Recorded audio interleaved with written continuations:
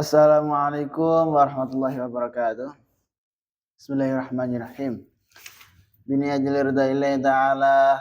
Al-Fatihah. Bismillahirrahmanirrahim.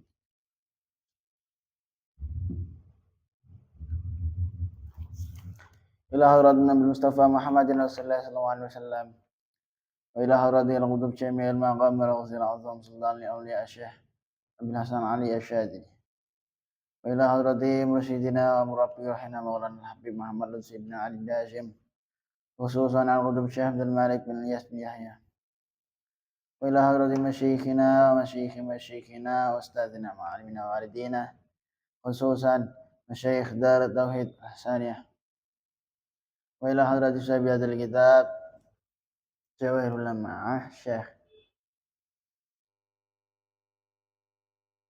Misbah Mustafa. Ausulihim wa furahim al-Fatihah.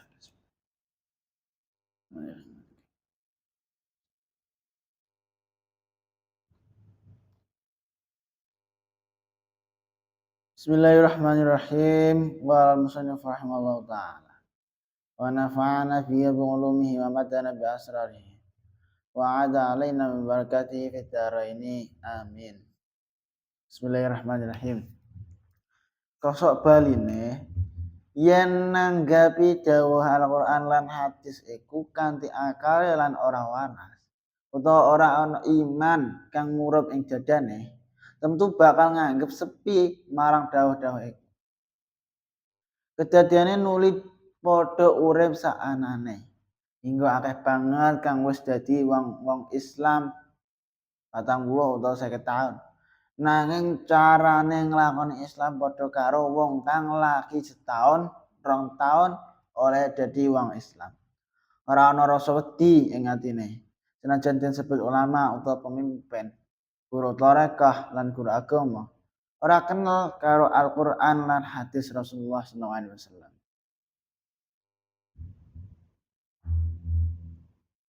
Jadi ngene. Kenapa kalau awak dhewe iku sangat-sangat diwajibkan untuk iman karo dawuh-dawuh Al-Qur'an, iman karo dawuh-dawuh hadis. Sampai-sampai awak dhewe gak perlu nganggo akal. Kenapa kok ngono? Ya mergo bolak-balik akale manungsa iku ketika dienggo mikir jeru-jeru tentang Al-Qur'an utawa tentang hadis. Wis enek nas-nas, wis enek ketetapan-ketetapan, wis enek aturan-aturan sing dijelasno ning Al-Qur'an karo hadis. Tapi kok awak dhewe nganggo akal misalnya. Maka ya iso-iso dawuh Al-Qur'an karo hadis iku gak bermakna. Dalam artian ngene. Sama ana wong Islam. Dekne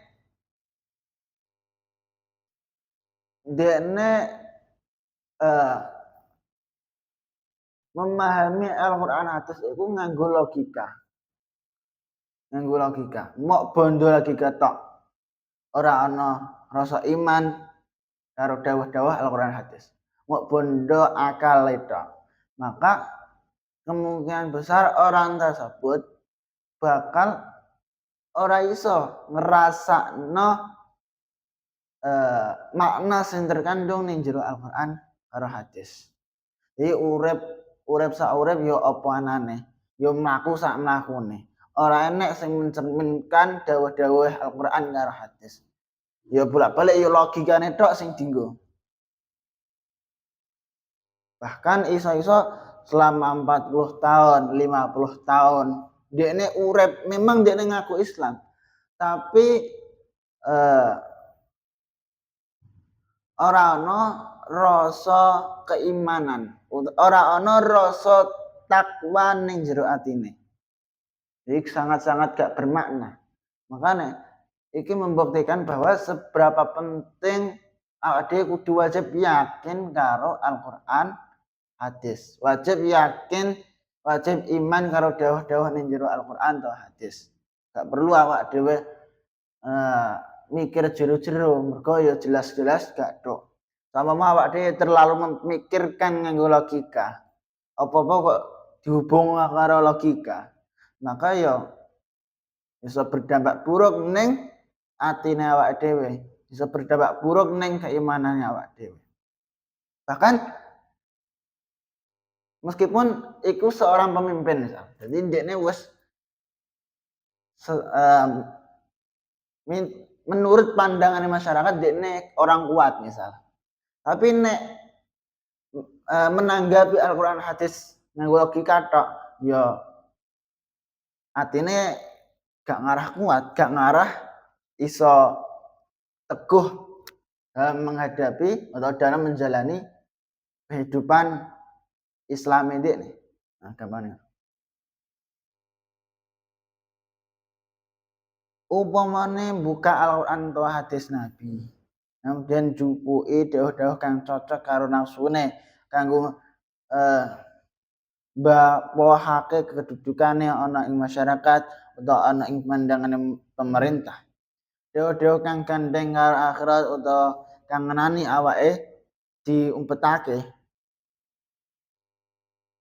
Parawigane para ulama lan pemimpin, guru-guru lan mengkene iki, guru-guru kang mengkene iki eling marang dawuh Rasulullah sallallahu alaihi wasallam sing ngene. Yu'ta bil alim yaumal qiyamah fayalqa fin nar fatandaliqu aqtabuhu fayaduru biha kama yadurul himaru birraha fayadifu bihi ahlun nar fayaquluna mala fayaqulu kuntu amuru bil khair wala atihi wa anha 'anil syarri wa atih muttafaqun alaih. Artinya besok ana ing dina kiamat wong alim bakal den tekakake, bakal den tekakake nuli den uncalake ana ing neraka. Nuli brodol ususe, nuli mubeng-mubeng nggawa usus kang brodol iku kaya himar kang mubeng-mubeng ana ing gilingan gandum. Nuli penduduk neraka padha ngobong wong alim iku, nuli padha takon. Padha ngrubung maksudnya, ora ngobong. Padha ngrubung. Ngelompok ning wong alim iku. Nuli padha takon. Pak Yai apa sebabe sampean kok mengkene iki? Wong alim mau mangsule. Aku nalika ing donya mrentahake masyarakat supaya padha nglakoni kebagusan. Nanging aku ora nglakoni. Aku nyegah masyarakat supaya aja nglakoni Allah. Nanging aku malah nglakoni Allah. Indah. Hadis iki den riwayatake dening Imam Bukhari lan Imam Muslim. Jadi wis sahih, jelas-jelas sahih. Ini hadisnya Nabi tentang orang-orang alim atau orang-orang sing dekne ahli ilmu, sing jarene dekne paham agama. Tapi selama dunia dekne orang mengamalkan sesuai dengan sing diketahui. Dalam artian dekne ngongkon wong supaya nglakoni apik, tapi dekne ora nglakoni apik. Dekne nglarang wong supaya ngadoi perkara elek, tapi dekne malah nglakoni elek. Lah wong-wong sing kaya ngene iki, meskipun dekne paham agama, tapi mergo dekne nglakoni ngono, mergo dekne gak menerapkan ajaran-ajaran syariat sesuai dengan sing diketahui, maka konsekuensine utawa tanggung jawabe ya sampeyan ning akhirat. Balik ya abot-abot enteng. Ya minimal nek awak dhewe gak mampu melok nglakoni kaapian, setidaknya awak dhewe ora melok nglakoni elek. Setidaknya gak apa-apa awak dhewe ngongkon apik tapi awak dhewe gak nglakoni. Tapi sing penting saumpama enek wong awak dhewe nglarang elek, awak dhewe aja melok nglakoni elek. Ya bolak-balik ya tergantung awake dhewe gelem sadar pura, gelem menyadari pura tentang hal-hal kaya ngono. Intinya ya amar ma'ruf nahi mungkar iku enek tanggung jawabe sok ben akhirat. Ya apa wae perkara apa wae, mbah amar ma'ruf nahi mungkar, mbah amal-amal pribadi atau amal wong liya iku kabeh enek tanggung jawabe dhewe. Yen hadis iki bisa mengaruhi wong alim, iku bisa den arani yen imane wong alim iku murub. Lan kanthi fadhole Allah, wong alim, pemimpin lan guru-guru iku tentu bakal wedi lan ngati-ngati. Yen wong alim terus bapak-bapak pemimpin lan guru-guru iku nganggep sepi marang hadis iki, iku bisa den arani yen imane wong alim, pemimpin lan guru-guru iku melik-melik kaya geni rokok senajan ilmune tumpuk-tumpuk sundul-sundul langit. Muga-muga para alim, para guru-guru lan wong kang ngaku pemimpin padha nyontoni umat ana ing bidang wedi hati-hati. Jadi intinya hadis iki ngekei kesadaran, ngekei awak dhewe supaya awak dhewe sadar bahwa pentingnya nglakoni hal sesuai dengan ajaran syariat. Dek mau dijelasno, nek awak dhewe gelem, nek awak dhewe ngongkon wong supaya apik, ya awak dhewe kudu nglakoni apik. Nek awak dhewe nglarang wong supaya ninggal perkara elek, ya awak dhewe kudu melok ninggal. Aja malas walike ngongkon tapi gak nglakoni, utawa nglarang tapi dekne malah nglakoni. Iku ya sangat-sangat gak mencerminkan. Makane ning kene kanggo mbah iku wong alim, wong-wong intine wong-wong sing paham agama. Nek saumpama dekne memang mendalami hadis iki, hadis sing dijelaskan Nabi iki, maka wis seharusnya dekne yo nglakoni, dekne yo menerapkan dan artian ngamalo isi hadisnya. Tapi nek ora angen-angen tentang hadis iki, artian yo arep boyak, ya berarti ya perlu dipertanyakan. Dekne iku wong paham agama tenan utawa ora. Sifate swarga. Wallahu a'lam bishawab. Subhanakallahumma bihamdika asyhadu an la ilaha illa anta astaghfiruka wa atubu ilaik. Wassalamualaikum warahmatullahi wabarakatuh.